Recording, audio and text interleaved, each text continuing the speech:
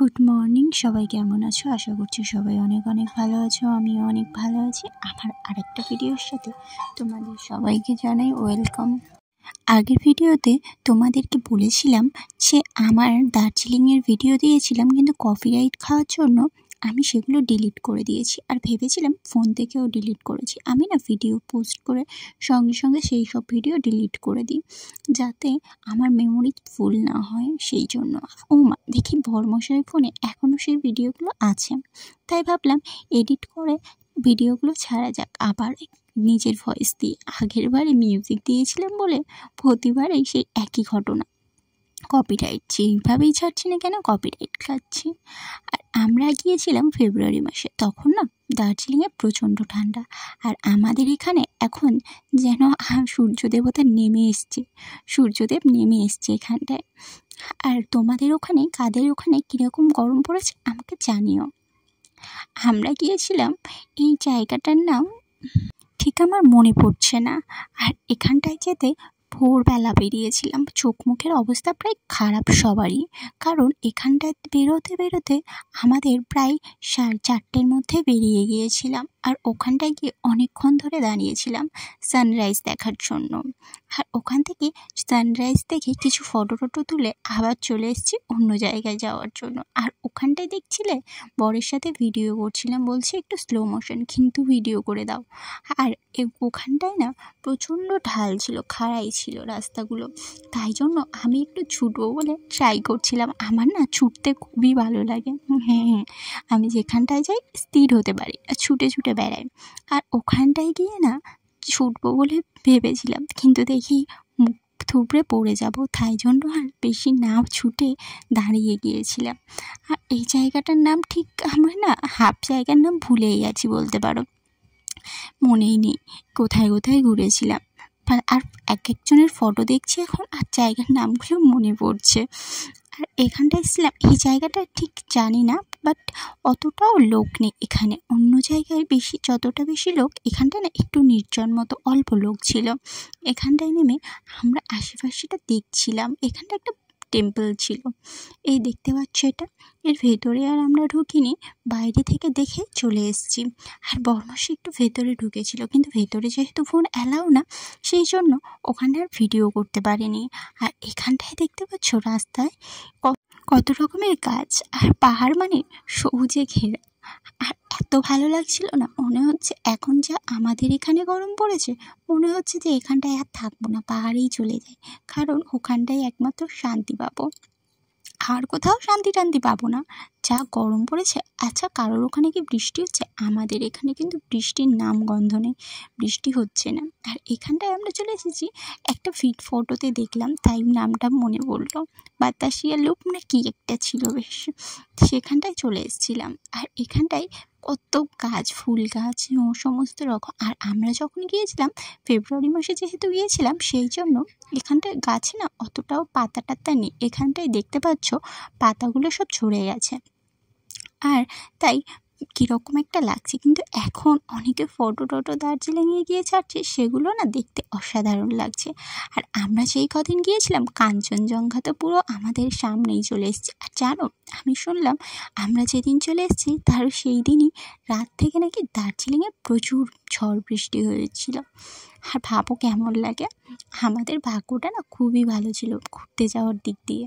আর এখানটায় এসেছি, আর এই ট্র্যাডিশনাল ড্রেস পরবো না সেটা হয় না। আমরা জিজ্ঞাসা করছিলাম, এই জামা কাপড় পরে কি তোমরা চাপ তোলো? সত্যি বলছে না, আমাদের এখানটা ট্র্যাডিশনাল ড্রেস, কিন্তু এখানটায় সবাই ভাবে যে এগুলো পরে চাপটা তোলা হয়, কিন্তু আমাদের এখানটা এটা ট্র্যাডিশন। তাই আমি আমার ননদ মিলে একটু ওই ট্র্যাডিশনাল ড্রেস পরে একটু ভিডিও করে নিচ্ছিলাম। আর এখানটা আমাদেরকে কেমন লাগছে জানিও। আচ্ছা, আমার মতো কারা আছো যারা রেল লাইনের ওপর দিয়ে যেতে, পাতের ওপর দিয়ে যেতে ভালোবাসো? আমার কিন্তু এটা খুবই ভালো লাগে।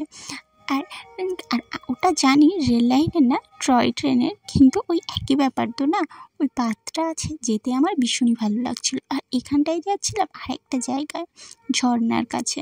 আর এখানটায় যেতে যেতে তো আমার অবস্থা প্রায় খারাপই হয়ে গেছিলো বলতে গেলে চলে, কারণ এখানটায় রাস্তা না আরও ঢালু। আর রাস্তার ব্যাগগুলো না মানে খুবই বাজে বলবো, কারণ যতই যাই হোক পাহাড় মানে ভালো জায়গা, কিন্তু এখানটার রাস্তা তো মনে হচ্ছিল এই পড়ে যাব। কিন্তু ওখানকার ড্রাইভারগুলো এত সুন্দর গাড়ি চালায় কি বলবো। আচ্ছা, দার্জিলিংয়ে কে কে গেছো আর কতবার গেছো জানিও। আমি তো ফার্স্ট টাইম গিয়েছি পাহাড়ে, আর পাহাড়ে গিয়ে পাহাড়ের প্রেমে পড়ে গেছি বলতে পারো। কারণ ওখানে যে ঠান্ডা আছে, আর আমার না গরম একদমই ভালো লাগে না, শীতটাই বেশি ভালো লাগে। তাই জন্য মনে হচ্ছে যেন এখনও পাহাড়ে চলে যায়, কি ওখানটায় থেকে যায়।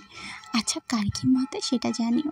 আর এখানটায় একবার করে এপাশে কাঞ্চনজঙ্ঘা পড়ে, একবার করে ওপাশে কাঞ্চনজঙ্ঘা পড়ে, জাস্ট অসাধারণ লাগছিল। আমি যখন ভিডিও এডিট করছিলাম তখন প্রায় সন্ধ্যার সময় বলতে পারো। আর সন্ধ্যার সময় হিন্দু বাড়িতে যে শাঁকাশি বাজবে না সেটা তো হতেই পারে না, তাই তোমরা শাঁকাশির আওয়াজ পাবে। এই ভিডিওতে ভয়েস দিতে দিতে আমার অবস্থা প্রায় খারাপই হয়ে যায়। এবার বলবে ভয়েস দিতে দিতে আবার অবস্থা খারাপের কী আছে? আরে বাবা, গরমের সময় যদি ফ্যান বন্ধ করে কেউ ভয়েস দেয় খারাপ তো হবেই, তাই না? আর আমরা এখানটা এসেছি এর কাছে, ঝর্নার কাছে। এই জায়গাটার নাম আমার এখনও মনে পড়ছে না, বিশ্বাস করো। আচ্ছা, কে কে দার্জিলিং গেছো আর জায়গাগুলো কমেন্টে জানিও তো আমাকে, দেখি কে কে গেছো।